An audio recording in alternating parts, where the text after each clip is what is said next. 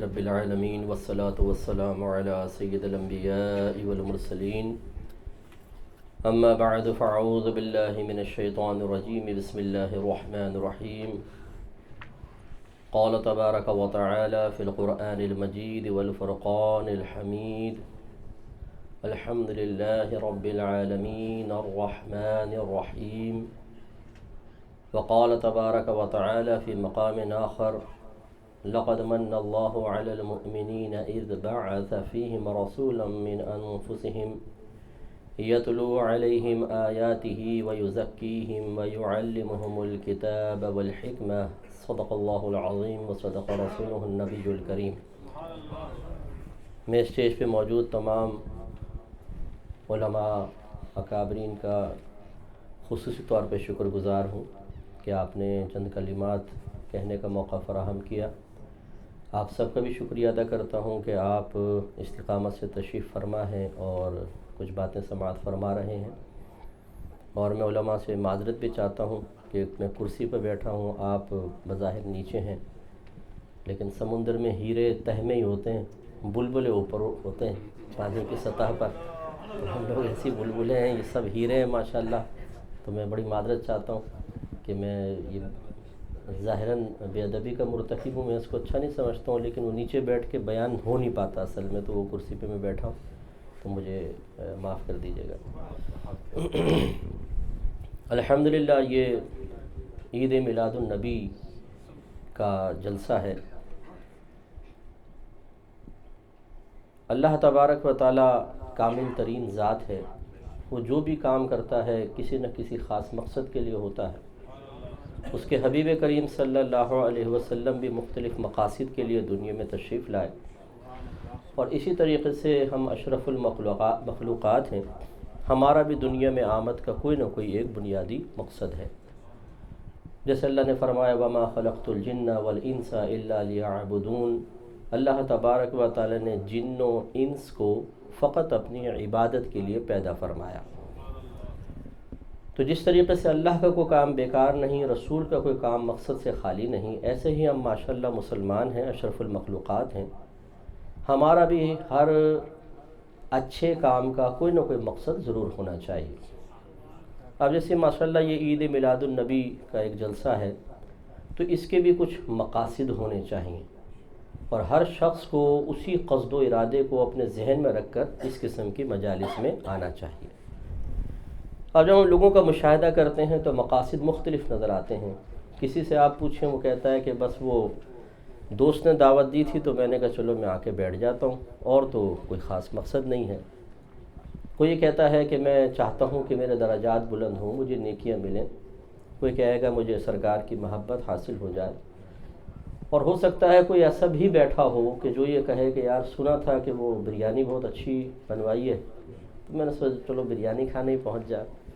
تو مختلف مقاصد ہو سکتے ہیں، لیکن یہ ایک بات یاد رکھیے گا کہ اس قسم کی محافل کا جو علماء نے اجازت دی، انعقاد خود بھی فرمایا، اس کا ایک بڑا مقصد ہے۔ وہ مقصد یہ ہے کہ ہم یہاں پر آ کے بیٹھیں اور ایسے امور کا اہتمام کریں جس سے ہمارے دل میں نبی کریم صلی اللہ علیہ وسلم کی موجود محبت میں اضافہ ہو، اور فقط اضافہ ہی ہمارا مقصود نہیں ہے، بلکہ وہ بھی کسی اور چیز کے لیے ایک سیڑھی یا زینے کی حیثیت رکھتی ہے، اور وہ ہے اللہ تعالیٰ اور اس کے رسول کی اطاعت، ان کا حکم ماننا۔ کیونکہ جس سے ہمیں محبت ہو جاتی ہے، جس سے پیار ہو جاتا ہے، پھر انسان اس کا کہنا بھی مانتا ہے۔ اگر آپ کو اپنی زوجہ سے محبت ہو، یا فرض کر لیں کسی شخص کو اپنی بیوی سے بہت محبت ہے، اور وہ زوجہ سے کہے کہ میں کار لینا چاہتا ہوں وائٹ کلر کی، اور زوجہ کہے نہیں مجھے نہیں، بلو کلر کی چاہیے، تو وہ مانے گا کہ نہیں مانے گا؟ مانے گا۔ چلو تم کہتی ہو تو بلو کلر کی آ جائے گی۔ ایسی ہمیں اپنے بچوں سے محبت ہوتی ہے۔ اگر ہم کہتے ہیں کہ جی فلاں جگہ مکان لینا چاہتا ہوں، بچے کہتے ہیں وہاں نہیں وہاں لے، وہ ایریا ہمیں پسند ہے، تو بعض اوقات ماں باپ سرنڈر کر جاتے ہیں، اور اپنے بچوں کی خواہشات کے مقابلے میں ان کی بات کو مان لیا جاتا ہے۔ یہ علامت محبت ہے۔ تو بس جس سے محبت ہو جاتی ہے، جس سے حقیقی محبت، حقیقی پیار ہو جاتا ہے، پھر انسان اس کا کہنا مانتا ہے، اس کی اطاعت کرتا ہے۔ تو یہ ہماری جو اتنی محافل کا انعقاد ہیں وہ اسی لیے ہے کہ نبی کریم صلی اللہ علیہ وسلم کی محبت جو ہمیں گھٹی میں پلائی گئی ہے، اس محبت کا تسلسل قائم رہے، کسی طریقے سے وہ محبت کم نہ ہو بلکہ وہ بڑھتی رہے، اور جیسے جیسے محبت بڑھے اور اس کا تسلسل قائم رہے، وہ محبت ہمیں اللہ تعالیٰ اور اس کے رسول کی اطاعت کی طرف مائل کرتی رہے، ان کا حکم ماننے کی طرف مائل کرے۔ تو یہ اس کا بنیادی مقصد ہے۔ اب اس پہ میں اطاعت پہ بعد میں کلام کرتا ہوں، پہلے جو میں نے 2 آیات عرض کی اس کے سے میں تعلق یوں قائم کرتا ہوں کہ اطاعت اسی کی ہوتی ہے جس سے محبت ہوتی ہے، اور محبت کے لیے ایک اہتمام ہے، لیکن اس کی ایک اور بڑی وجہ ہے۔ اس کی 2 بڑی وجوہات میں آپ کو عرض کرتا ہوں، بلکہ ایک ہی کرتا ہوں۔ اللہ تعالیٰ کی طرف سے وہی ہے، رسول کی طرف سے وہی ہے کہ جب کوئی ہم پر بہت زیادہ احسان کرتا ہے نا، ہمیں بہت بڑا انعام دیتا ہے، احسان کرتا ہے، مشکل میں ہمارے کام آتا ہے، تو اس کا پیار، اس کی محبت ہمارے دل میں گھر کر جاتی ہے۔ آپ بہت مشکل میں ہوں، کرائسس میں آ گئے ہیں، دیوالیہ ہو گئے ہیں، آپ کا بزنس میں بہت بڑا لاس ہوا ہے، اور آپ کو پیسے کی اشد ضرورت ہے، اور کوئی دوست اس وقت میں آ کر آپ کو 2 لاکھ 5 لاکھ پاؤنڈ دے دیتا ہے، تو آپ ساری زندگی اس کا احسان مانیں گے اور اس کا پیار محبت دل میں آئے گا۔ اور اب اگر وہ کہے گا کہ یار دیکھو مجھے تم سے تھوڑا سا کام ہے، آپ بولیں گے حکم کرو یار، تیرے لیے جان بھی حاضر ہے، کیونکہ تم نے بہت برے وقت میں میری مدد کی تھی۔ بس اللہ تعالیٰ نے فرمایا الحمدللہ رب العالمین، یہ ہم سے اللہ فرما رہا ہے کہ گویا کہ ہم یہ کہیں اے اللہ تیرا بہت شکر ہے، جو تمام اس اللہ کا شکر جو تمام عالمین کا پالنے والا ہے، رحمان ہے، رحیم ہے۔ اللہ تعالیٰ نے بہت ساری اپنی رحیمیت کا اظہار فرمایا، رحمانیت کا، اور سب سے بڑا جو اللہ تعالیٰ کا اظہار ہے اس کو اللہ تعالیٰ نے دوسری آیت میں بیان فرمایا کہ لَقَدْ مَنَّ اللَّهُ عَلَى الْمُؤْمِنِينَ إِذْ بَعَثَ فِيهِمْ رَسُولًا مِّنْ أَنفُسِهِمْ، اللہ تبارک و تعالیٰ نے ضرور بے شک ان مومنین پر احسان عظیم فرمایا کہ ایک رسول انہی میں سے ان کے درمیان مبعوث فرما دیا، ایک رسول بھیج دیا۔ تو یہ اللہ تعالیٰ کا بہت بڑا احسان، اور جس کا احسان ہوتا ہے آدمی اس کی اطاعت کرتا ہے۔ میں اس کو یوں تمہید بنا رہا ہوں، تو اللہ تعالیٰ کا کتنا بڑا احسان اس نے ہمیں بتایا کہ اللہ تعالیٰ نے ہمیں ایک مسلمان گھرانے میں پیدا کیا۔ جب ہماری آنکھ کھلی تو ہمیں پتہ چلا ہم مسلمان ہیں، اور ہمارے نبی کا نام محمد صلی اللہ علیہ وسلم ہے، جو تمام رسولوں کے سردار ہیں، مخلوقات میں سب سے زیادہ اللہ تعالیٰ کو محبوب اور پیارے ہیں۔ اور تیسری چیز جو ہمیں انعام کے طور پہ حاصل ہوئی وہ اہل محبت کے ہاں پیدا ہو جانا ہے۔ دیکھیں پچھلی امتوں میں بھی لوگ پیدا ہوئے، ہم اس امت میں پیدا ہوئے، پچھلی امت میں مسلمان، ہم بھی مسلمان، پچھلی امت میں بھی اپنے نبی سے عشق کرنے والے ہم بھی ہیں، لیکن کتنا اس میں فرق ہے کہ وہ پچھلے نبی کے امتی، ہم اس نبی کے اندر، اس نبی کی امت میں پیدا ہوئے۔ تو اللہ تعالیٰ نے اتنا بڑا ہم پر کرم فرمایا کہ اپنے حبیب کی امت میں پیدا فرمایا، یہ بہت بڑا احسان ہے جس کو اللہ نے یاد بھی دلایا۔ اب یہ بڑا افسوس ہوتا ہے کہ جو چیز ہمیں مفت میں حاصل ہو جاتی ہے بسا اوقات ہم اس کی قدر نہیں کرتے، جس کی علامت یہ ہے کہ شاید کوئی ہم میں ہو شاید ایسا، لیکن بہت کم ہوتے ہیں کہ جو ہر دعا میں ہاتھ اٹھا کر کہیں کہ اللہ تیرا بڑا شکر ہے کہ تو نے مجھے اپنے حبیب کی امت میں پیدا کیا، تیرا بہت شکر ہے کہ مسلمان بنایا، تیرا بہت شکر ہے کہ عاشق رسول گھرانے میں پیدا کیا۔ خدا کی قسم یہ معمولی نعمتیں نہیں ہیں، یہ بہت بڑی نعمت ہے۔ اسی امت میں ایک بچہ ہندو کے گھر میں پیدا ہوتا ہے، ایک بچہ کرسچن کے گھر میں، ایک یہودی کے گھر میں، ایک آگ پوجنے والے کے گھر میں، اور ایک مسلمان کے گھر میں۔ نہ اس بچے کا کوئی قصور ہے، نہ اس بچے کا کوئی کمال، وہ اللہ کا عدل ہے اور یہ اللہ کا فضل ہے۔ اللہ تعالیٰ چاہتا تو مجھے اور آپ کو کسی غیر مسلم کے گھر میں پیدا کر دیتا، ہم ساری زندگی کفر و شرک میں مبتلا رہتے، اور اسی طرح ہمارا انتقال ہو جاتا، موت بھی بری آتی، شدید عذاب قبر ہوتا، میدان معاشر میں ذلت، رسوائی، ندامت، پچھتاوا ہوتا، اور پھر ہمیشہ ہمیشہ کے لیے ہمیں جہنم میں پھینک دیا جاتا، جس کا عذاب برداشت کرنا ہمارے بس کی بات نہیں۔ لیکن ہماری آنکھ کھلی تو ہم نے دیکھا کہ ایک بچہ غیر مسلم کے گھر میں پیدا ہوا، لیکن اللہ نے ہم پر کرم فرمایا، بغیر ہمارے طلب کیے، بغیر ہمارے مطالبے کے، بغیر ہماری دعاؤں کے اللہ تعالیٰ نے ہمیں ایک مسلمان گھرانے میں پیدا کیا۔ کاش ہم اس کی قدر کرتے۔ جب ہمیں کوئی انعام ملتا ہے تو ہم خوش ہوتے ہیں۔ اگر آپ کا 5 لاکھ پاؤنڈ کا بانڈ لگ جائے تو، اگر آپ کا کاروبار ترقی کر جائے، اگر آپ کو اچھی جاب مل جائے، اگر آپ کی بچیوں کی شادی ہو جائے، اگر آپ کے گھر میں لڑکا پیدا ہو جائے، تو فطری تقاضا ہے، ہماری بانچیں کھل جاتی ہیں، خوش ہو جاتے ہیں، لوگ مبارکباد دیتے ہیں، بلکہ ہمارے ظاہر سے اندازہ کرتے ہیں، کہتے ہیں بڑا خوش نظر آ رہے ہو، خیریت تو ہے، اور پھر ہم اپنی خوشی کو شیئر کرتے ہیں، وہ مبارکباد دیتا۔ لیکن بڑا افسوس ہوتا ہے کہ نبی کریم صلی اللہ علیہ وسلم کی امت میں پیدا ہو جانا، اس انعام کا، اس احسان کا وہ احساس ہمیں نہیں ہوتا جو ہونا چاہیے۔ کاش کبھی ایسا ہو کہ ہم خوش خوش گھر سے باہر نکلے تو کوئی پوچھے کہ یار آج بڑے خوش نظر آ رہے ہو، خیریت تو ہے؟ تو آپ کہیں یار بس آج جو ہے نا مجھے یہ احساس ہو رہا ہے کہ اللہ نے مجھ پہ کتنا بڑا احسان کیا کہ اپنے حبیب کی امت میں پیدا فرمایا، میں اس لیے خوش ہوں۔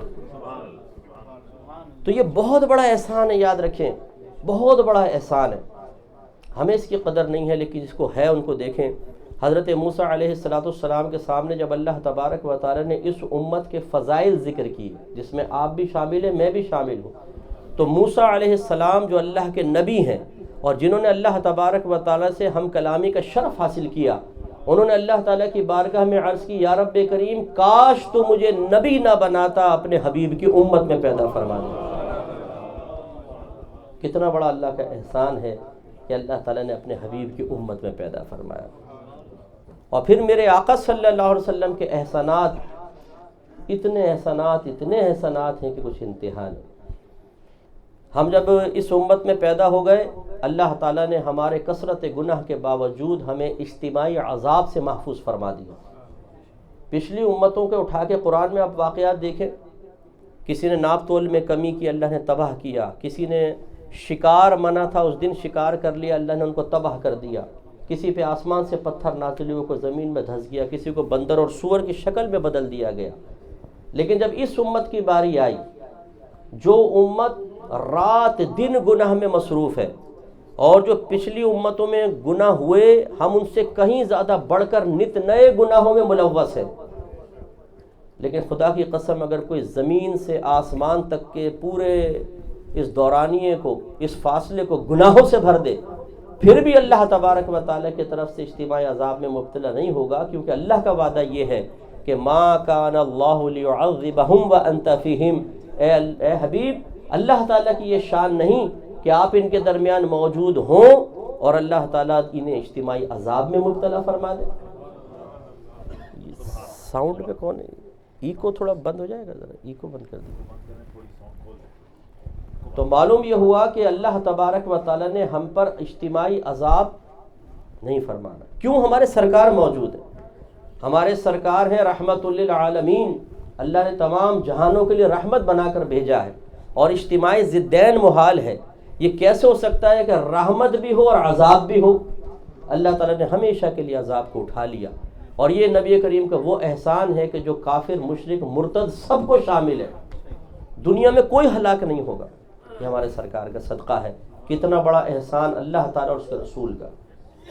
میرے آقا صلی اللہ علیہ وسلم پیدا ہوئے، اللہ تعالیٰ کی بارگاہ میں عرض کرتے ہیں ربی حبلی امتی، ابھی پیدا ہوئے ہیں لیکن ننھے ننھے ہونٹ ہل رہے ہیں، اور ان سے باقاعدہ آواز سنی گئی ہے ربی حبلی امتی۔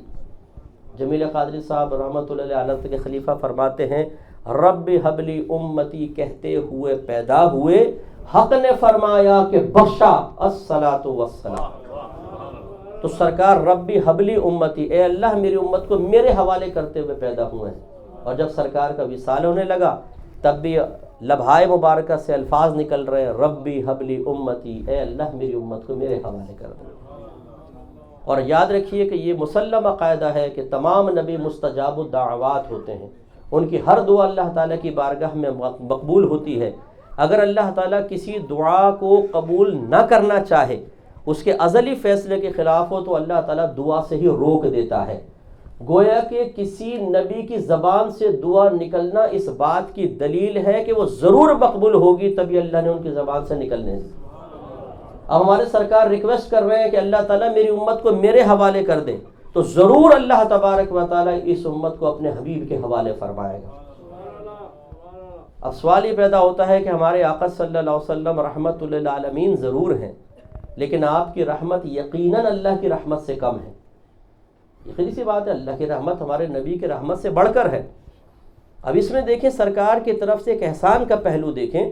یوں کیوں نہ ہوا کہ میرے آقا صلی اللہ علیہ وسلم نے اللہ کی بارگاہ میں یہ التجا کی ہوتی کہ اللہ تعالیٰ میری امت کو اپنی رحمت کی آغوش میں لے لے، نہیں، اپنی نہیں، میرے حوالے کر دے۔ علماء فرماتے اس کی وجہ یہ ہے کہ اللہ تبارک و تعالیٰ رحمان ہے، رحیم ہے، اس کا انکار نہیں، لیکن ساتھ ساتھ وہ قہار بھی ہے اور جبار بھی ہے۔ وہ اگر جنت دیتا ہے تو جہنم بھی عطا فرماتا ہے، لیکن میرے آقا صلی اللہ علیہ وسلم رؤوف ہے، رحیم ہے، نہ یہاں جباریت ہے نہ قہاریت ہے۔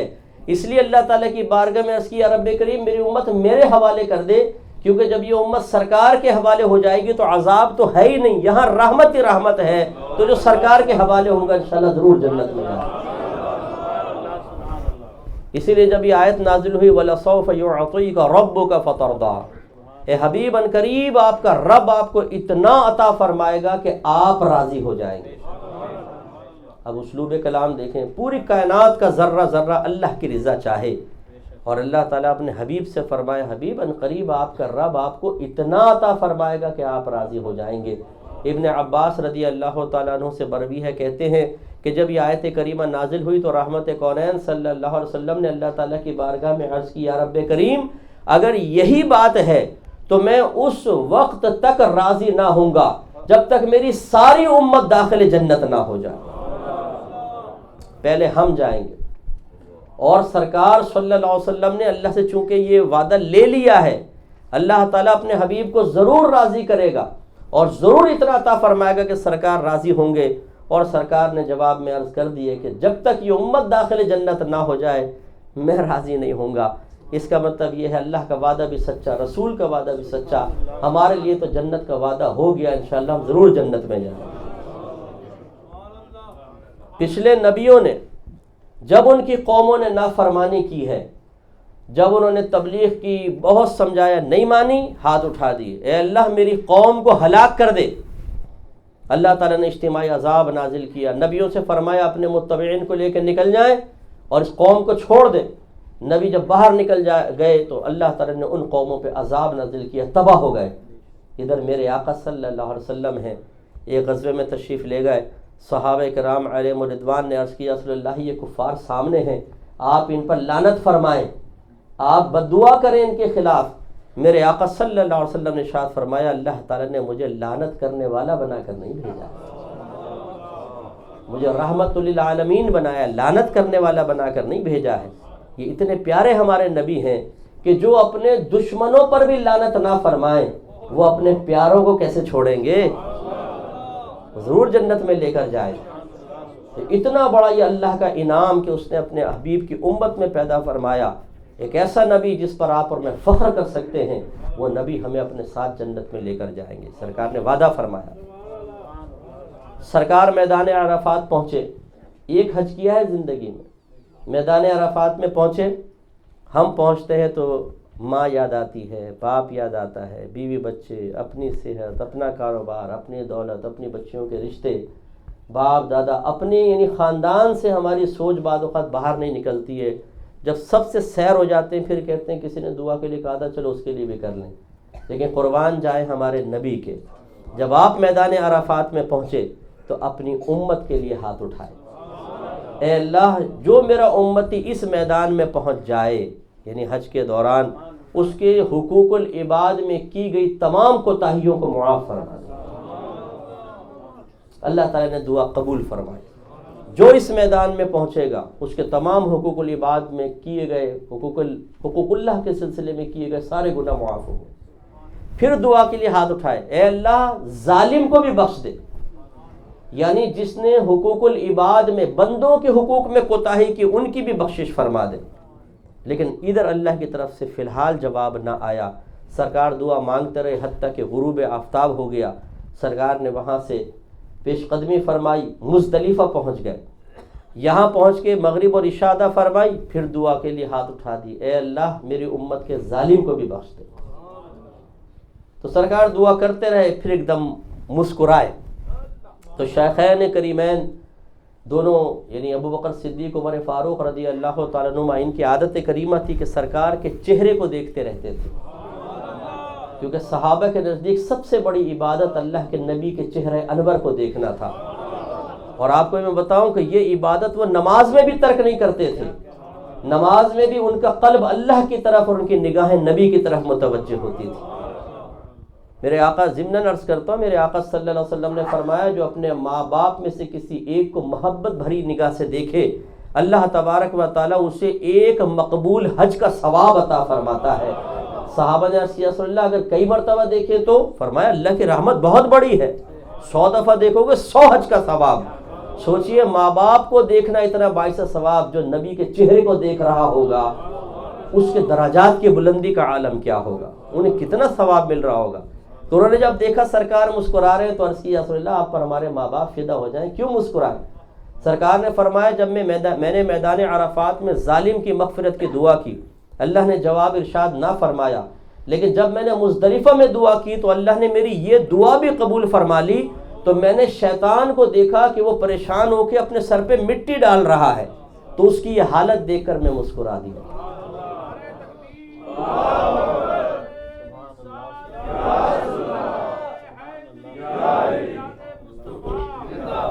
اس سے ایک نتیجہ واضح طور پر آیا کہ مسلمانوں کو جب کوئی انعام ملتا ہے تو خوش ہونے والے شیخین کریمین اور نبی ہوتے ہیں, اور اس انعام پر رنجیدہ ہونے والا شیطان ہوتا ہے. مغفرت کا انعام ملا, سرکار خوش ہو رہے ہیں, سرکار کو نہیں امت کو, سرکار خوش ہو رہے ہیں. بتائیں مغفرت کا انعام بڑا ہے کہ میرے نبی کا ہمیں مل جانا بڑا انعام ہے؟ ہمارے سرکار کا مل جانا, سرکار کی امت میں پیدا ہو جانا بہت بڑا احسان ہے. تو جب مغفرت کے انعام پر سرکار خوش ہو رہے ہیں تو پھر سرکار کی آمد پر اگر کوئی مسلمان خوش ہوگا تو اس میں کیا بری بات ہے, اور کیوں نہ ہم خوش ہوں کہ اللہ نے اتنے بڑے انعام سے ہمیں نوازا.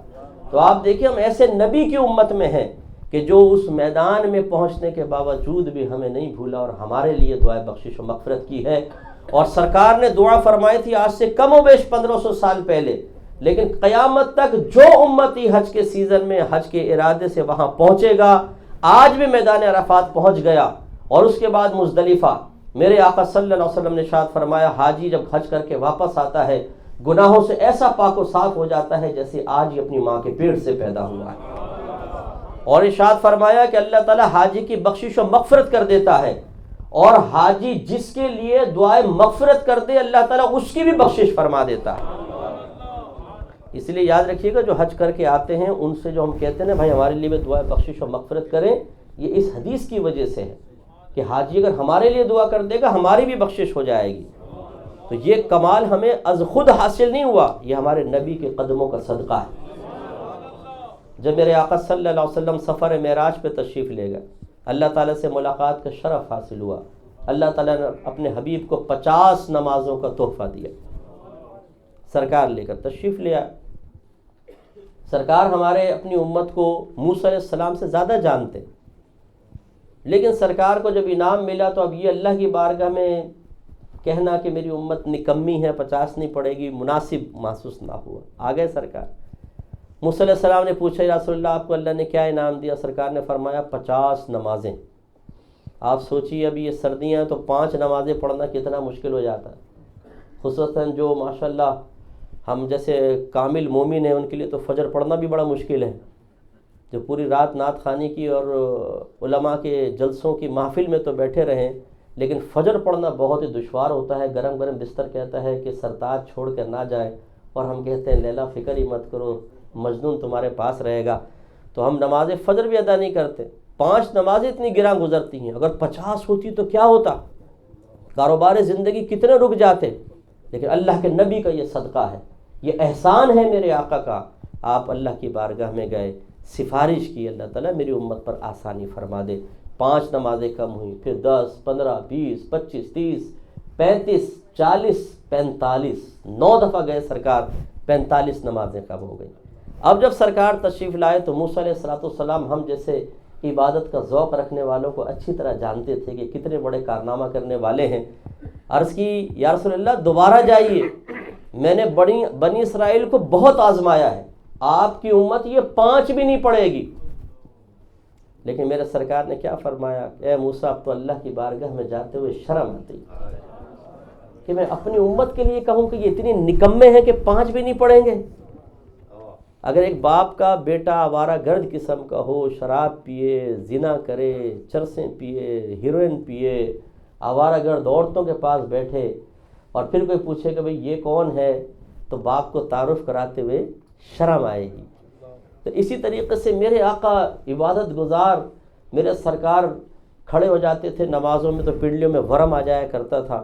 اور جب سیدہ عائشہ صدیقہ رضی اللہ تعالیٰ عنہا عرض کرتی ہیں یا رسول اللہ تبارک و تعالیٰ نے تو آپ کے صدقے میں آپ کے اگلے پچھلوں کے بھی گناہ معاف فرما دیے ہیں، آپ اتنی مشقت کیوں فرماتے ہیں؟ تو میرے سرکار جواب میں فرماتے ہیں عائشہ کیا میں اللہ کا شکر گزار بندہ نہ بنوں؟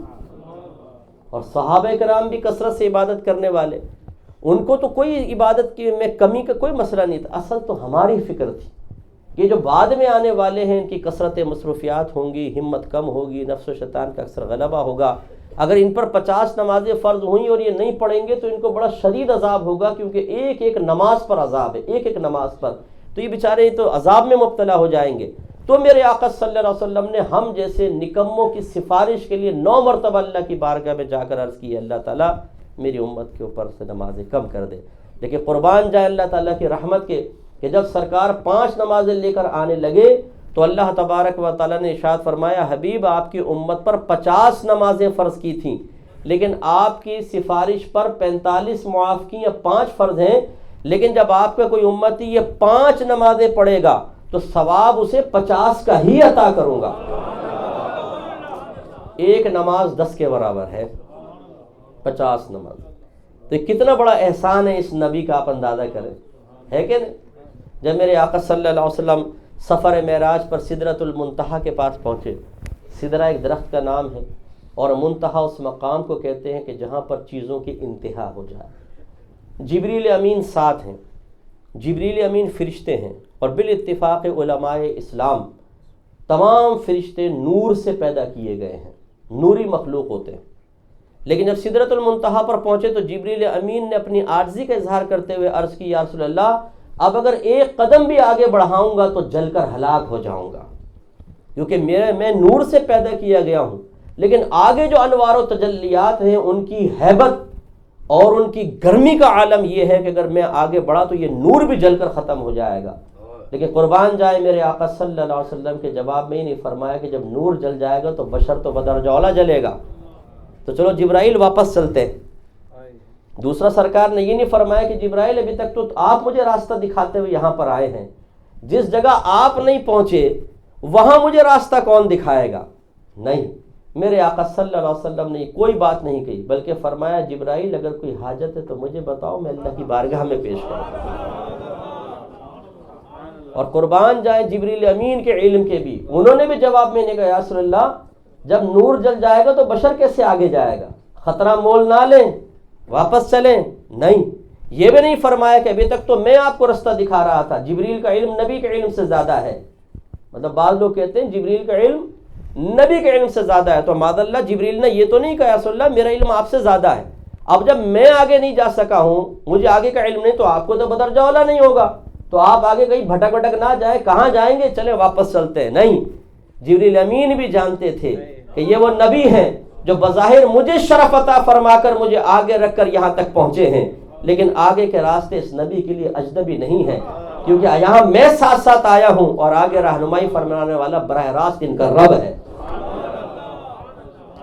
اس لیے ہمارے یہ یاد رکھیے گا، بعض ہمارے بھائی کہتے ہیں کہ جب اللہ تعالیٰ کے لیے کوئی جگہ کوئی سمت کا تعین شرعاً جائز نہیں ہے تو سفر معراج پہ تو نبی کریم زمین سے آسمان کی طرف گئے ہیں، اور یہ ایک سمت ہے، ایک جہت ہے، تو پھر تو جواب یہ ہے کہ سدرۃ المنتہا تک جہت ہے اور وہاں تک اللہ سے ملاقات نہیں ہے۔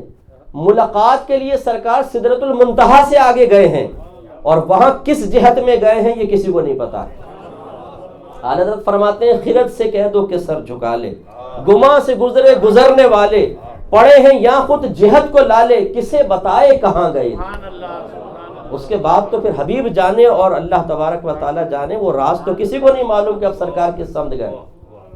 لیکن قربان جائیے، جب سرکار نے پوچھا ہے جبرائیل کوئی حاجت ہے تو ہمیں بتائیں، ہم اللہ کی بارگاہ میں پیش کر دیں۔ ذرا توجہ فرمائیں یہاں پر، جب نمرود نے حضرت ابراہیم خلیل اللہ کو منجنیق پر باندھ کر آگ میں پھینکنا چاہا، یہی جبرائیل ہیں جو وہاں آئے ہیں اور پوچھتے ہیں کہ اللہ کے خلیل اگر کوئی حاجت ہے تو مجھے بتاؤ، میں اللہ کی بارگاہ میں پیش کروں۔ تو علماء فرماتے ہیں کہ خلیل اور حبیب کا فرق دیکھیے، یہاں ابراہیم خلیل اللہ، یہاں ہمارے نبی محمد حبیب اللہ، جبرائیل یہاں بھی ہیں جبرائیل یہاں بھی ہیں، لیکن فرق یہ ہے کہ یہاں جبرائیل پوچھ رہے ہیں کہ ابراہیم کوئی حاجت ہے مجھے بتاؤ اللہ کی بارگاہ میں پیش کروں، اور یہاں اللہ کا حبیب فرما رہا ہے جبرائیل تمہیں کوئی حاجت ہے مجھے بتاؤ میں اللہ کی بارگاہ میں پیش کروں۔ اتنا بلند مقام ہے میرے آقا کا۔ اب دیکھیں جبریل امین نے جواب میں یہ عرض نہیں کی کہ یا رسول اللہ میری تمنا ہے اللہ مجھے اور مقام قرب عطا فرمائے، میرے اور درجے بلند ہو جائیں، اللہ تعالیٰ مجھے زوال نعمت سے محفوظ کر دے، اللہ تعالیٰ مجھے اور میرے ایمان کو قوی کر دے۔ نہیں، اپنے لیے کوئی دعا نہیں مانگی، آپ کے میرے لیے دعا مانگی۔ ہم سے مراد، ہم مسلمانوں میں جنرل طور پہ بات کر رہا ہوں، ہم میں شرابی بھی ہیں، زانی بھی ہیں، جواری بھی ہیں، نعمت اللہ کی کھاتے ہیں لیکن بعض اس کے دشمن شیطان کی مانتے ہیں، نبی کریم کی محبت میں ان کی غلامی کا دعویٰ کرتے ہیں لیکن بس اوقات ان کے دشمنوں سے مصافحہ کر رہے ہوتے ہیں۔ لیکن قربان جائیے جبریل امین کے کہ انہوں نے ہمارے لیے اللہ تعالیٰ کی بارگاہ میں سفارش کی ہے، عرض کی ہے، کیونکہ ہماری نسبت اور تعلق ہے اللہ کے نبی سے، اور نبی کا تعلق ہے اپنے رب سے، اور جبرائیل جانتے ہیں کہ اللہ کے محبوب کا محبوب اللہ کا محبوب ہوتا ہے، اس محبوب کے ساتھ تعلق قائم کر لوں گا تو میں مزید اللہ کا محبوب بن جاؤں گا۔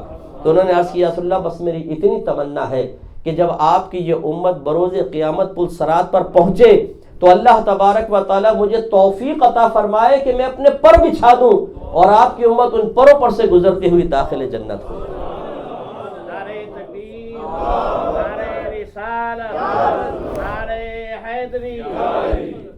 تو آپ غور فرمائیں کہ جبریل امین تمام فرشتوں کا رسول، تمام فرشتوں کے سردار، ہر نبی کے پاس اللہ کا پیغام وحی لے کر جانے والے فرشتے جن کو اللہ تعالیٰ روح القدس کے لقب سے نوازے، اور وہ ہمارے لیے تمنا کا اظہار کر رہے ہیں کہ بروز قیامت میں اپنے پر بچھاؤں اور یہ امت اس پروں سے گزرتی ہوئی داخل جنت ہو جاتی۔ کتنا بڑا ہمیں شرف حاصل ہوا، کس کی وجہ سے ہوا؟ ہمارے نبی کی وجہ سے۔ آج ہمارے بہت سارے بھائی ایسے ہیں جو یہ کہتے ہیں، ہم تو ملتے رہتے ہیں کیونکہ مجھے بہت سارے لوگوں سے، ہر قسم کی مینٹلٹی رکھنے والے لوگوں سے ملاقات ہوتی رہتی ہے، موقع ملتا ہے۔ بعض لوگ غیر مسلمین کی دنیاوی ترقیوں کو دیکھ کر، اور جو ظاہری طور پہ اللہ تعالیٰ نے ان کو نعمتوں سے نوازا ہے، جو لمبے چوڑے ہیں، گورا رنگ ہے، خوبصورت بھی ہیں، بچے بھی ان کے بڑے پیارے پیارے، دولت کی فراوانی ہے، ظاہری طور پہ دنیا میں ان کو عزت سے بھی اللہ نے نوازا ہے، معاذ اللہ وہ کہہ دیتے ہیں یار ہم سے تو یہ لوگ اچھے ہیں، معاذ اللہ ہم سے تو یہ لوگ اچھے ہیں، تھوڑی سی دنیاوی ترقی کی وجہ سے وہ کہتے ہیں یہ ہم سے تو یہ اچھے ہیں۔ خدا کی قسم ہم سے کوئی اچھا نہیں ہے، کیونکہ ہم محمدی ہیں، ہم اپنے نبی کی امت میں پیدا ہو گئے ہیں اور کلمہ گو ہیں، ہم سے بہتر کوئی نہیں ہو سکتا۔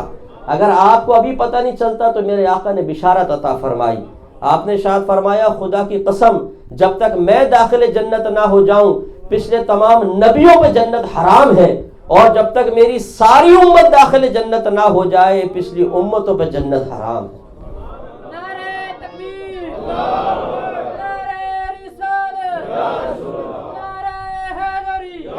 تو آپ ذرا سوچئے میدان محشر میں ہم لوگ سب سے آخر میں آئے ہیں، تمام امتوں میں سے آخر میں، لیکن سب سے آخر میں آنے کے بعد سب سے بڑا انعام وہی پاتا ہے کہ جو چیف گیسٹ ہوتا ہے، جس کو اللہ نے بڑی نمایاں حیثیت سے نوازا ہوتا ہے۔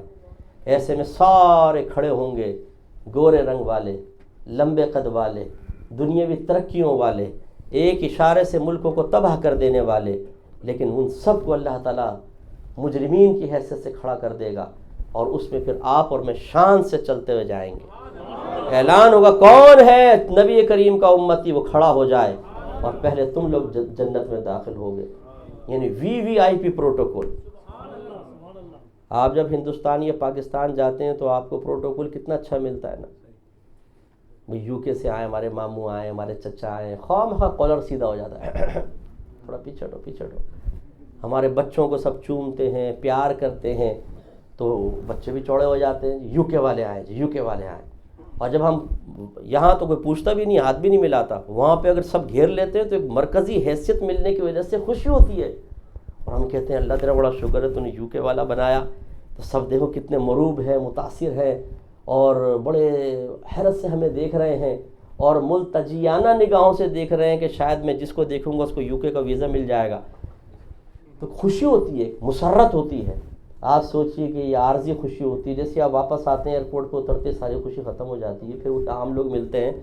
لیکن میدان محشر میں سوچئے کہ جب سارے لوگ آپ کو تعجب خیز نگاہوں سے دیکھ رہے ہوں گے, آدم علیہ السلام سے لے کر قیامت تک جتنے غیر مسلمین ہیں وہ تو سب مجرمین میں کھڑے ہوں گے.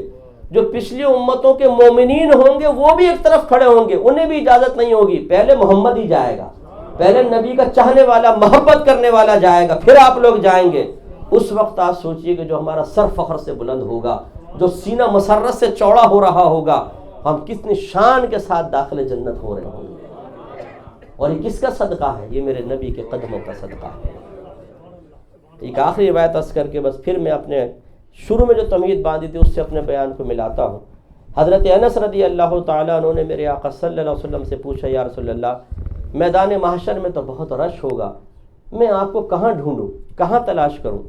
سرکار نے فرمایا کہ پل صراط کا پاس آ جانا, میں وہاں پر ملوں گا. عرض کیا رسول اللہ اگر وہاں نہ پاؤں تو؟ فرمایا پھر میزان پر آنا, جہاں نیکی اور بدی تل رہی ہوگی میں وہاں پر ہوں گا. عرض کیا رسول اللہ اگر میں وہاں پر بھی نہ پاؤں تو؟ فرمایا پھر حوض کوثر پر آنا, تم مجھے وہاں پاؤ گے. عرض کیا رسول اللہ اگر وہاں بھی نہ پاؤں تو؟ فرمایا ان 3 مقام میں سے میں ایک جگہ ضرور ہوں گا.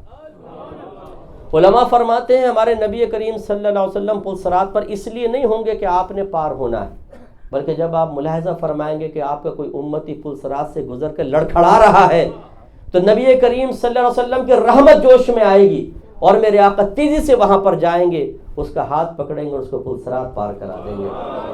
پھر جب ملاحظہ فرمائیں گے کہ کوئی میزان پر کھڑا ہوا کانپ رہا ہے, چہرے کا رنگ اڑا ہوا ہے, ٹانگوں میں لرزہ ہے, جسم کے اندر لغزش طاری ہے, اور وہ گھبرا رہا ہے, خوف زدہ ہے کہ شاید میرے گناہوں کا پلڑا بھاری ہو جائے, وہیں رحمت للعالمین تشریف لائیں گے اور اس کے نیکیوں کا پلڑا بھاری فرما دیں گے.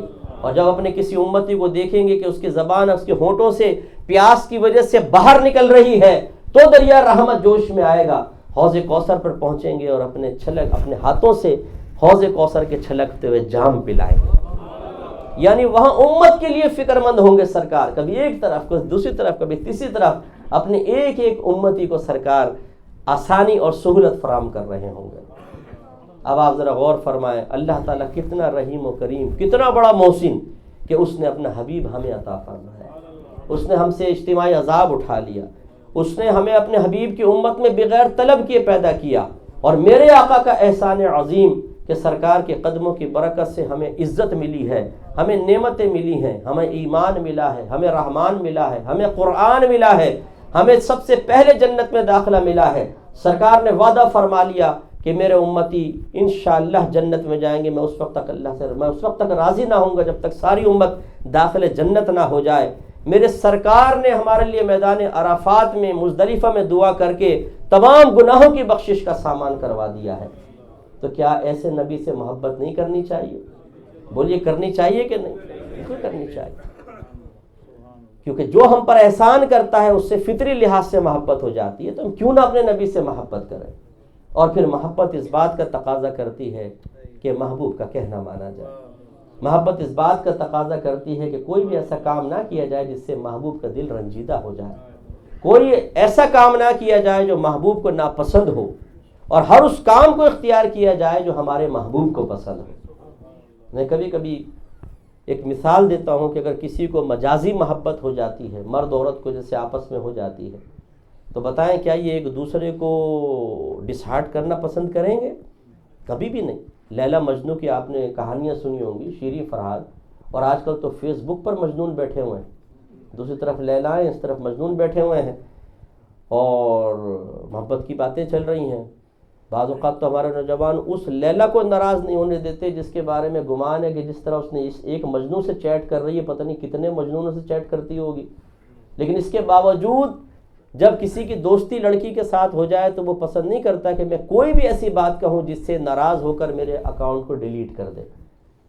فیک اکاؤنٹ بنائے ہوئے ہمارے ہونہار اور سمجھدار نوجوانوں نے، اپنے نام سے نہیں بناتے. بعض اوقات ٹیٹا پہلوان، اکیلا مسافر، پپو پہلوان، پپو دنیا والا، ایسے ایسے ناموں سے بنائیں گے. اچھا بعضوں نے اور لڑکیوں کے نام سے بنائے ہوئے، نام ہے محمد اکرم اور وہ اکاؤنٹ بنا ہوا ہے زلیخا بی بی، تاکہ وہ لڑکیاں میرے پاس آئیں ان سے ہم دوستی کریں.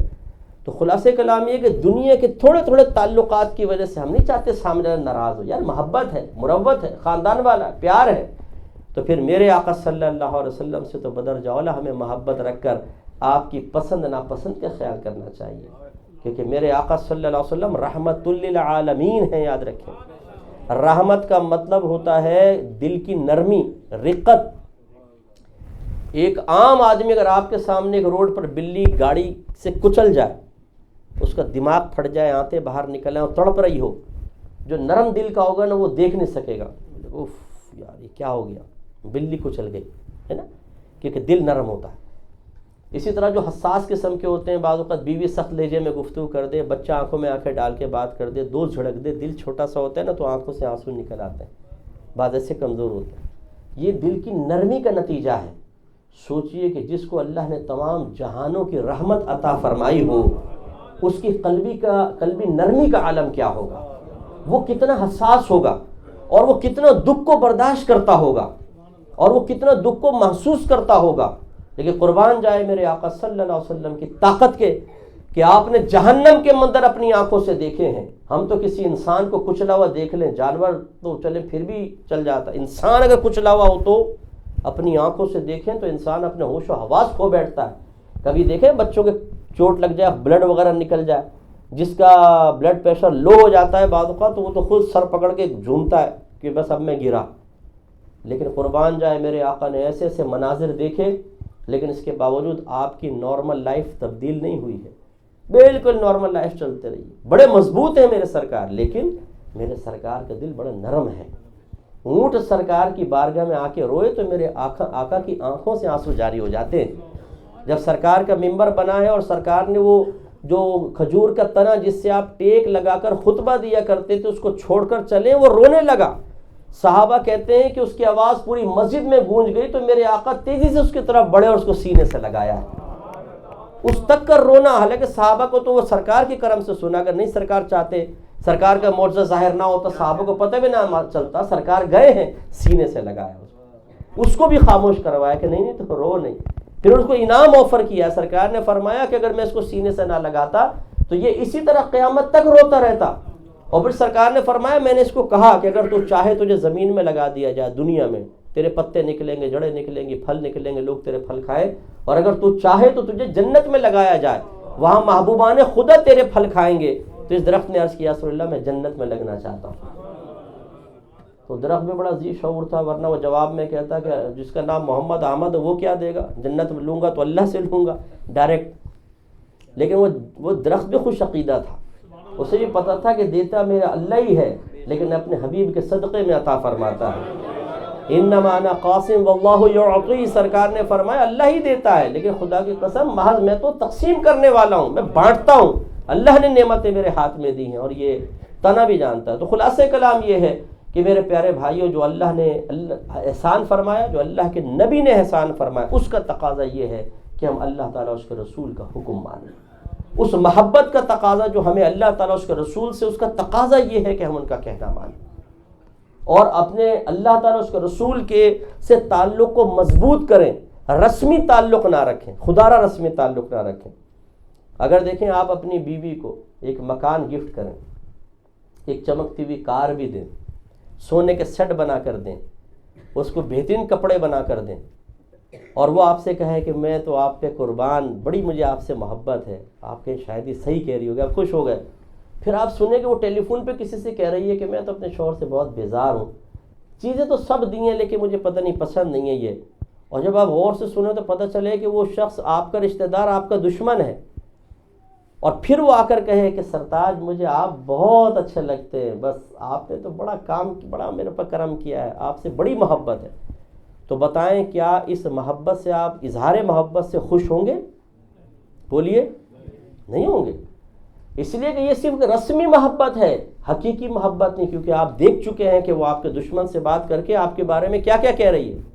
اسی طرح اگر آپ کا بچہ سگا بیٹا ہو جس کو آپ پال پوس کے جوان کریں اور ہر طرح کی نعمت دیں جیسے کہ ہر باپ کی تمنا ہوتی ہے, لیکن وہی بیٹا آپ کی آنکھوں میں آنکھیں ڈال کر آپ کی نافرمانی کرے, آپ کے دشمنوں سے ملے, آپ کی برائیاں آپ کے رشتہ داروں کے سامنے کرے, آپ کو اطلاع مل جائے, اور پھر وہ آ کر کہے ڈیڈی آپ تو بہت اچھے ہیں, تو پھر کیا ہوگا؟ ڈیڈی خوش ہوں گے؟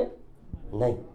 آپ کہیں گے کہ بیٹا میں جانتا ہوں تو کیا کیا کر رہا ہے, میرے سامنے بولتا ہے ڈیڈی آپ سے بڑی محبت ہے, اور میرے دشمنوں سے ملتا ہے اور میری برائیاں کرتا ہے. آپ اس کے رسمی جملے سے کبھی خوش نہیں ہوں گے. بس میرے پیارے بھائیوں, یہ جو ہم نبی کریم صلی اللہ علیہ وسلم سے اظہار محبت و عشق کرتے ہیں, جب ہم سرکار کے نام کے نعرے لگاتے ہیں, خدا کی قسم آپ اور میں تو انسان کے ظاہر کو دیکھتے ہیں, میرے آقا کی نگاہ تو ہمارے دل تک پہنچتی ہے. سرکار ہمارے اندر کی ہر چیز کو اچھی طریقے سے جانتے ہیں. اللہ تعالیٰ اس کے رسول کو دھوکہ دینا ممکن ہی نہیں ہے. ہم نے اگر یہ رسمی تعلق رکھا جو صرف لنگر کھانے تک, جو صرف نعرے لگانے تک, جو آپ کی محافل میں بیٹھ کر کسی اچھے خوشیلان نعت خان کے سامنے جھومنے تک رہا, تو یاد رکھیں اللہ تعالیٰ اس کے رسول اس چیز سے کبھی خوش نہیں ہوتے ہیں, اس رسمی تعلق سے نہیں. اگر آپ کو محبت کا صحیح ثبوت دینا ہے اور اس کی ظاہری واضح طور پہ علامت اختیار کرنی ہے تو وہ ایک ہی ہے, نبی کریم کا حکم ماننا, سرکار کی پسند کو فوقیت دینا, سرکار کے ناپسند ہو تو چاہے کوئی کتنا ہی پسند کر رہا ہو اس چیز کو چھوڑ دینا. تو پھر سمجھ لیجئے کہ ہم سرکار کے احسان کا صحیح ایک طریقے سے حق ادا کر رہے ہیں اور اپنے نبی سے حقیقی محبت رکھنے والے ہیں. لیکن قربان افسوس ہوتا ہے کبھی کبھی مجھے اس بات پر کہ جب نعرے لگانے کی باری آئے تو ہم گلے پھاڑ پھاڑ کے نعرے لگاتے ہیں. نعرے کا میں مخالف نہیں, حضرت نے فرمایا پتہ نہیں پسند کرتے ہیں کہ نہیں, میں بالکل پسند کرتا ہوں, کوئی ایسی بات نہیں ہے. ہاں دوران بیان جو ہے وہ میں چاہتا ہوں خاموشی یکسوئی سے سنیں, لیکن نعروں کو تو کوئی منع نہیں کرتا. لیکن ہم بعض اوقات صرف گلے پھاڑ کے نعرے لگانے کو کافی سمجھتے ہیں. لائٹنگ کر لی, میلاد مصطفیٰ کی محافل ہیں, نعت خوانی کی محافل ہیں, یہ سب اچھی چیزیں, میں اس کا انکار نہیں کر رہا ہوں, مستحب بات ہے. کہنے کا مطلب یہ ہے جب اللہ کے نبی کے حکم ماننے کی باری آتی ہے, جب سرکار کوئی حکم ہمارے سامنے پیش کرتے ہیں تو پھر ہم کوئی ادھر دیکھتا ہے کوئی ادھر دیکھتا ہے. یہ کتنی بے مروتی کی بات ہے. اگر سرکار سے حقیقی محبت ہو تو پھر ہم کیوں نہ سرکار کا کہنا مانیں, کیسے ہم سرکار کا حکم ٹال سکتے ہیں. تو افسوس ہوتا ہے کہ جب سرکار ہمیں علم حاصل کرنے کے بارے میں کہیں کہ طلب العلم فریضۃ علی کل مسلم, تو ہمارے کتنوں کے گھروں میں فقہ کی کتابیں موجود ہیں. ہم میں سے کتنے ایسے ہیں جو روزانہ قرآن پاک کو ترجمہ تفسیر سے پڑھتے ہیں, کتنے ایسے ہیں جن کے گھروں میں صحاح ستہ موجود ہے, بخاری, مسلم, ترمذی, نسائی, ابو داؤد, ابن ماجہ, اور ہم ان کو ترجمہ اور تشریح کے ساتھ پڑھتے ہیں. کوئی ہمیں شوق اور ذوق نہیں کہ ہمارے علم میں اضافہ ہو. نبی کریم نے علم کا حاصل کرنے کو فرض قرار دیا. عقیدے کا علم ہمیں نہیں معلوم ہوتا. عقیدے کا اگر کوئی ہم سے کہے کہ اللہ تعالیٰ کا انٹروڈکشن تو کرواؤ ذرا, اللہ کون ہے, 2 جملوں میں سوچ میں پڑ جائیں گے کہ اپنے اللہ کو میں بیان کیسے کروں. کوئی اسلام کے بارے میں پوچھ لے کہ اسلام کیا ہے, بتا. ایسی میرے آقا صلی اللہ علیہ وسلم نے سرکار نے قرآن کے اندر اللہ نے 700 مقام پر اور سرکار نے احادیث میں بے شمار مقامات پہ نماز پڑھنے کا حکم دیا ہے اور اپنے گھر والوں کے لیے حکم دیا. اللہ تعالیٰ فرماتا ہے کہ وَأْمُرْ أَهْلَكَ بِالصَّلَاةِ وَاصْطَبِرْ عَلَيْهَا لَا نَسْأَلُكَ رِزْقًا نَحْنُ نَرْزُقُكَ. اپنے گھر والوں کو نماز کا حکم دے اور خود بھی اس پر ثابت قدم رہے. ہم تم سے رزق کا سوال نہیں کرتے, رزق تو ہم تمہیں عطا فرمائیں گے. اور اس کے باوجود دیکھ لیں کہ نہ ہم خود نماز پڑھتے ہیں, نہ اپنے گھر والوں کو نماز کا حکم دیتے ہیں. جوان بیٹا لیٹا ہو سورہ فجر کے اندر, ماں کہتی ہے سونے دو, رات کو دیر سے آیا ہے, تھکا ہوا ہے. افسوس ہوتا ہے ہماری مسجدیں خالی ہیں. 2 گھنٹے کے فٹ بال کے میچ ہم دیکھ لیتے ہیں. کوئی مووی چل رہی ہو 3 گھنٹے کی انڈیا کی مووی دیکھ لی جاتی ہیں جس میں گندے ناچ ہیں, سب کچھ ہیں, سب دیکھ لیں گے. بتوں کی عبادات تک کو ٹکٹکی باندھ کے غور سے دیکھ رہے ہوں گے. جس کو اپنے نماز کا طریقہ معلوم نہیں ہوگا, جو انڈیا کی فلمیں دیکھتا ہے وہ مسلمان پوری بتوں کی عبادت کا ایک ایک نام بتا دے گا، بتوں کے نام بتائے گا، ان کے ایونٹس کے نام بتا سکتا ہے. ہمارے بچوں کو بعض اوقات معلوم ہو جاتے ہیں. اتنا ٹائم ہمارے پاس ہوتا ہے، نماز کا ٹائم نہیں ہوتا. ہیلے بہانے ہوتے، جی فجر میں اٹھا نہیں جاتا، ظہر میں کام پر ہوتا ہوں، عصر میں واپس آ رہا ہوتا ہوں، مغرب میں پہنچتا ہوں تو ویسے ہی موڈ آف ہوتا ہے، عشاء کے اندر بس مجھے نیند آ جاتی ہے، دوستوں کے پاس نکل جاتا ہوں. خواتین کو پوچھ لیں تو وہ بولتی ہیں کہ جی مجھ سے اب تھک بہت جاتی ہوں سارا دن کام کرتے کرتے. اور ابھی پڑوسن آ جائے ذرا تو شوہر کی، ساس کی، نندوں کی باتیں کرنے میں 2-2.5 گھنٹے نکال کے بولتی ہیں ارے ٹائم کا تو پتہ بھی نہیں چلا. اور کبھی پورے 2.5 گھنٹے بولنے کے بعد کہتی ہیں بس میرا منہ نہ کھلواؤ ورنہ سب کچھ بول دوں گی. ارے 2.5 گھنٹے تم بولتی رہی ہو اور کیا بولو گی بھائی، خدا کا خوف کرو. جی ہاں، تو اب غور کیجئے کہ نماز کے لیے 5 منٹ اللہ کی بارگاہ میں سر جھکانے کے لیے ہم تیار نہیں. اور بڑی معذرت میں اچھوں کو دیکھا ہے جہاز میں جو پکے ریگولر نمازی ہیں نا، جب ہندوستان پاکستان جائیں گے کھانے تک کا ویٹ کریں گے. ویسے جاگتے رہیں، کھانا کھایا، ایک آدھ کوئی مووی دیکھی، اس میں کمبل اوڑھ کے، ارے بھائی نماز کون پڑھے گا، وہ ساری ساتھ وہاں جا کے قضا کر کے پڑھا. پھر اگر کہیں یہ نماز تو پڑھو، پھر بڑے بھولے پن سے کہ ہم سب کیسے پڑھیں، ہمیں تو پتہ ہی نہیں جہاز میں کیسے نماز ہو سکتی، وضو کیسے ہوگا. واہ بھائی بھولے پپو، آپ کو ابھی تک یہی نہیں پتہ کیسے ہوگا. اب میں آپ سے ایک بات کہتا ہوں، بس میں اسی پہ اپنا بیان ختم کرتا ہوں. ذرا یہ بتائیے کہ اگر آپ کی گورنمنٹ آف برطانیہ یہ اعلان کر دے کہ جو با جماعت پہلی صف میں نماز پڑھے گا اسے 5,000 پاؤنڈ ملیں گے، جو دوسری صف میں پڑھے گا اسے 4,000، جو تیسری میں ہے اسے 2,000، جو اس سے پیچھے ہے اسے 1,000، اسی طرح کم ہوتے چلے جائیں گے. اور جو جہاز میں نماز پڑھے گا ایک نماز کے 1,000 پاؤنڈ ہوں گے. بتائیے کوئی مسلمان مسجد سے دور ہوگا؟ دیانتداری سے بتائیں، اپنے دل سے پوچھ کے بتائیں. اچھا اب اگر کوئی بستر پہ لیٹا ہوا ہے اور اٹھنے لگے اور آپ کہیں یار لیٹ جاؤ نیند خراب ہوگی، اب کیا بولے گا؟ لا حول ولا قوت الا باللہ، اللہ کا نمک کھاتا ہوں یار، تم شیطان تو نہیں ہو، مجھے اللہ کی بارگاہ میں سر جھکانے سے روک رہے ہو. اب اگر ہم جہاز میں سفر کر رہے ہوں گے تو پھر اس سے پہلے ہی حضرت ذرا مجھے نماز کا طریقہ تو بتائیے گا ذرا، تیمم کیسے کرنا ہوگا، قیام کا کیا مسئلہ ہوگا، استقبال قبلہ کا کیا ہوگا. میں چاہتا ہوں کہ جہاز میں بھی اپنے رب کو نہ بھولوں، اپنے رب کو بھی یاد رکھوں. یعنی ذرا بھی، میں آپ کو کوئی مذاق نہیں اڑا رہا، نہ آپ کو میں کہہ رہا ہوں کہ آپ ایسے کچے ایمان والے. میں تو ایک بات آپ کو سمجھا رہا ہوں کہ اپنے نفس سے پوچھیں کہ ابھی 1,000 پاؤنڈ کا اعلان ہو تو پڑھے گا نماز؟ سارے جو ہیلے بہانے کر رہا سب بھول جائے گا، بولے گا لبیک، حکم فرمایا حضرت 1,000 پاؤنڈ، بے فکر رہو میں پڑھوں گا. اور یہاں پہ اللہ کے نبی فرمایا قرۃ عین فی الصلاۃ، نماز میں میری آنکھوں کی ٹھنڈک ہے. اور ہم کہیں یا رسول اللہ ہم نماز نہیں پڑھتے.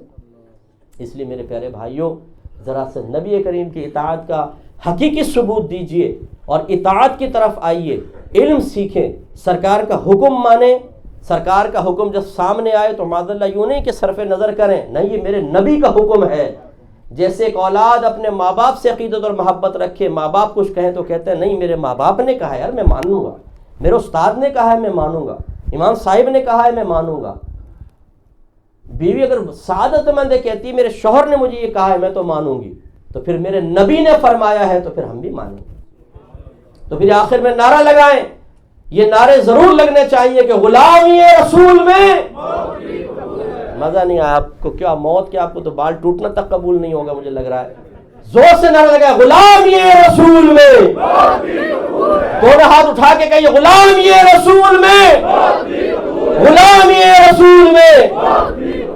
اب اطاعت رسول کرتے ہیں، نعرہ لگائے کہ غلامی رسول میں داڑھی بھی قبول ہے، غلامی رسول میں 5 وقت نماز با جماعت پڑھنا بھی قبول ہے، غلامی رسول میں قرآن پاک کی ترجمہ اور تفسیر کے ساتھ تلاوت کرنا بھی قبول ہے، غلامی رسول میں علم دین سیکھنا بھی قبول ہے، غلامی رسول میں لڑکیوں کا پیچھا چھوڑ دینا بھی قبول ہے، غلامی رسول میں شراب کو ترک کر دینا بھی قبول ہے، غلامی رسول میں رزق حرام کے ذرائع ختم کر دینا بھی قبول ہے، غلامی رسول میں ماں باپ کی فرما برداری بھی قبول ہے. غلامی رسول قربانی کا تقاضا کرتی ہے، ہمت کا تقاضا کرتی ہے. نفس شیطان کے سامنے سرنڈر ہو جانے والا اپنے نبی کے سامنے مضبوطی سے کیسے کھڑا ہو سکتا ہے؟ وہ اپنے نبی کے سامنے سر جھکائے اور نفس و شیطان کے سامنے سینہ چوڑ کر کھڑا ہو جائے کہ میں تمہارا کہنا مانوں، لا حول ولا قوت، میں اپنے نبی کا کہنا مانوں. تو نفس و شیطان مایوس ہو کر جائیں گے.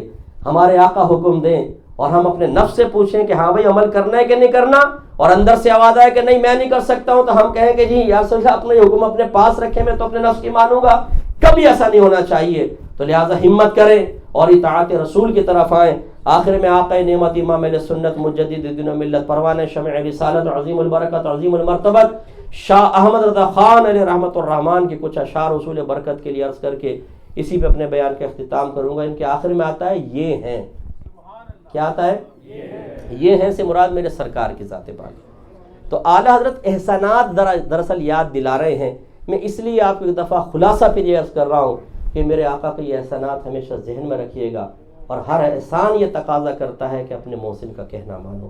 اعلیٰ حضرت فرماتے ہیں کہ سچی بات سکھاتے یہ ہیں، سچی بات سکھاتے یہ ہیں، سیدھی راہ چلاتے یہ ہیں، ہلتی نیو جماتے یہ ہیں، روتی آنکھ ہنساتے یہ ہیں، جلتی جان بجھاتے یہ ہیں، فیض جلیل خلیل سے پوچھو آگ میں باغ لگاتے یہ ہیں، قصر دنا تک کس کی رسائی جاتے یہ ہیں، آتے یہ ہیں، رنگے بے رنگوں کا پردہ دامن ڈھک کے چھپاتے یہ ہیں، اپنی بنی ہم آپ بگاڑے کون بنائے بناتے یہ ہیں، رب ہے معطی یہ ہے قاسم رزق اس کا ہے کھلاتے یہ ہیں، ٹھنڈا ٹھنڈا میٹھا میٹھا پیتے ہم ہیں پلاتے یہ ہیں، نزع روح میں آسانی دے کلمہ یاد دلاتے یہ ہیں، مرقد میں بندوں کو تھپک کے میٹھی نیند سلاتے یہ ہیں، باپ جہاں بیٹے سے بھاگے